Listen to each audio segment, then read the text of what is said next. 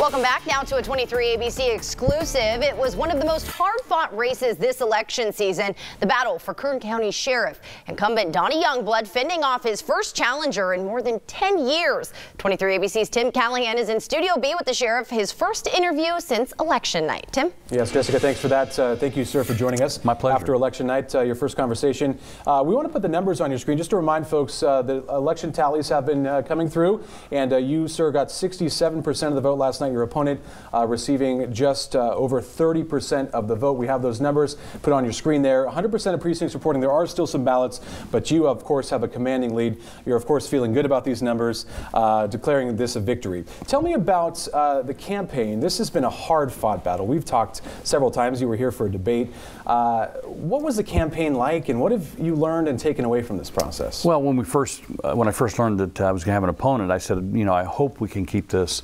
on a professional basis, because we're both police officers. When I ran against incumbent Mac Wembish, we actually shook hands at the beginning and said, we're not going to go dirty. We're going to keep this on our how we work. And I said, your job performance is in play, because that's why I'm running. And we're still friends to this day.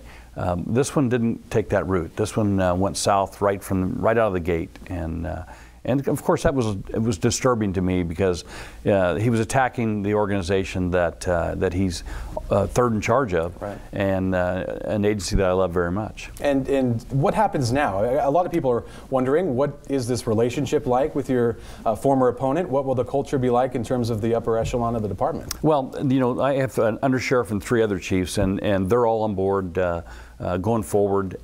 He has a date to come back to work, and when he gets there, we'll look at how things go, and how, you know, there's a lot of moving parts to this that I'm not in any big hurry to make a decision on how we're going to handle this. I want to be fair. I want to make sure there's no political retribution in the organization from either side, and that's really the #1 priority. Is we have a lot of employees that were involved in this race on one side or the other, and they shouldn't be. We shouldn't have any retribution. Now, there were some dishonesty issues that occurred during the campaign with one of the unions that really is disturbing with me, but we'll look at this as we go along, and we'll see how it plays out. Now, one of the big issues on this race was the department, right? So morale within the department. Your opponent attacked you on how you're running things. Yeah. You talked about a lot of personnel issues.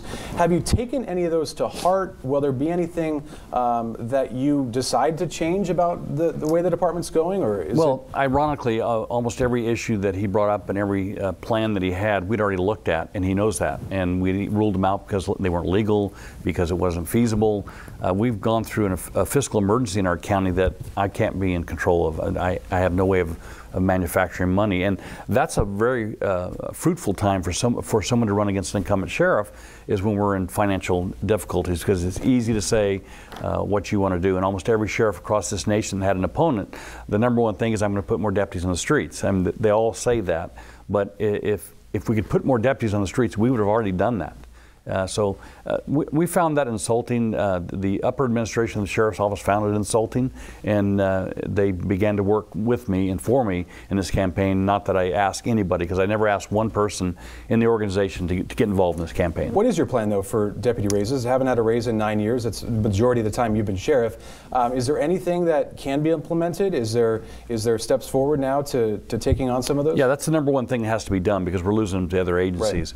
Right. And we're working with, you know, the sheriff doesn't grant raises. I don't have the authority to do that.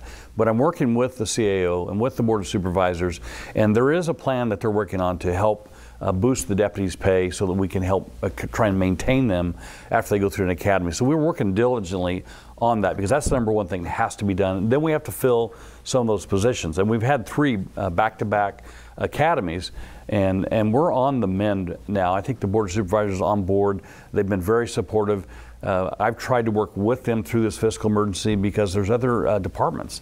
You know, you have park rangers, you have libraries, you have roads. Those are all relevant county departments, and I can't have all the money.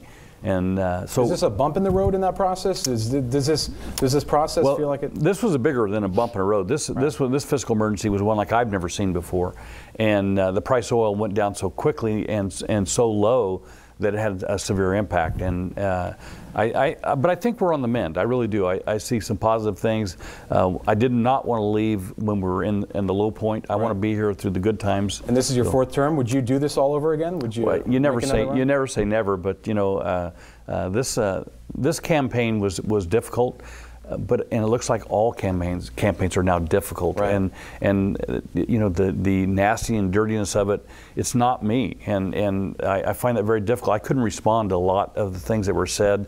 I wanted to, but it's just not who I am, and it would have just changed the whole dynamic of my campaign had I done that. All right, Sheriff Donny Youngblood, thanks for joining us less than 24 hours after his victory. 67% of the vote, still some votes to be tallied, but clearly this will go your way, and we thank you for joining us in the studio. Now we'll send it back to you guys in the studio with a check of the weather.